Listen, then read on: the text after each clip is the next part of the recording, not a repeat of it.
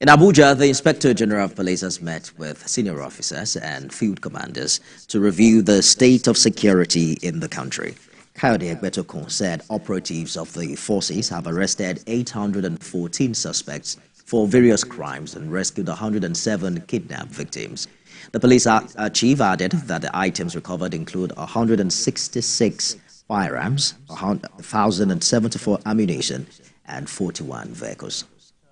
The present happenings by executing some of the strategies and plans formulated at the last conference, the Nigerian Police Force arrested 814 suspects for their participation in various crimes, rescued 107 kidnapped victims, and recovered 106 various firearms, 1,074 ammunition, and 41 vehicles.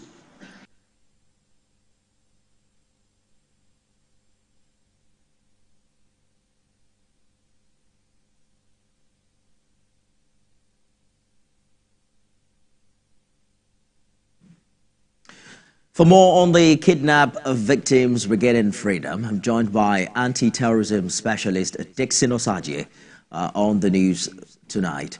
Thank you for joining us on TVC News at 10. Help us understand what is happening here, particularly when you just hear of a release without reports of arrests. Thank you for having me.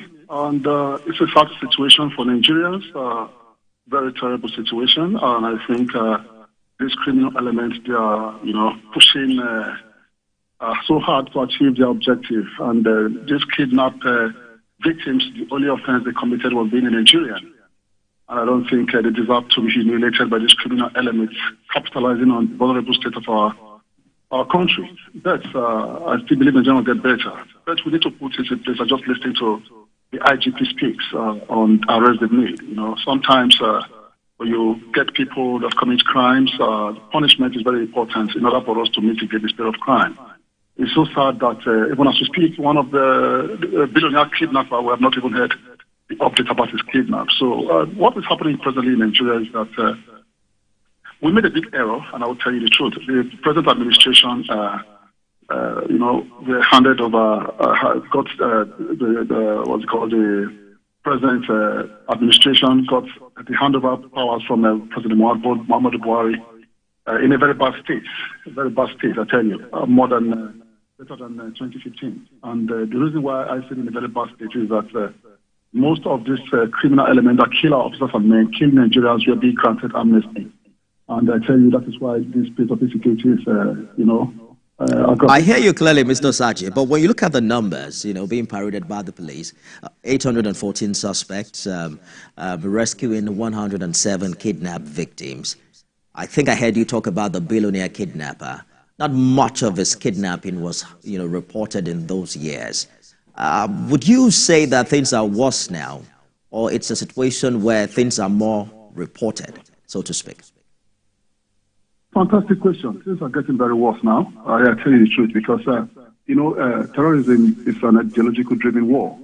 And we've migrated from terrorism now to commercial terrorism. Presently, what Nigeria is experiencing is commercial terrorism. Nobody wants to die and go to heaven and meet the promises they were promised. They want to enjoy their lives here on earth with their evil transactions, kidnapping, assassination, and terrorism.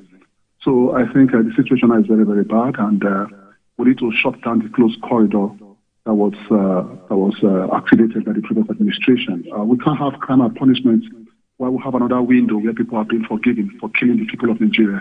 So I think the situation is getting tough. We need to belt up. The IGP has established a special intervention team, and that special intervention team should solely be responsible for hostage-taking rescue missions. They should, put their energy on hostage-taking missions, so that we're able to rescue Nigeria from this criminal activity. Because if we don't do that, Nigerians will not be able to travel. I'm presently not in Lagos. I'm in Edo State, my state of origin, and traveling from Lagos to Edo State was horrific.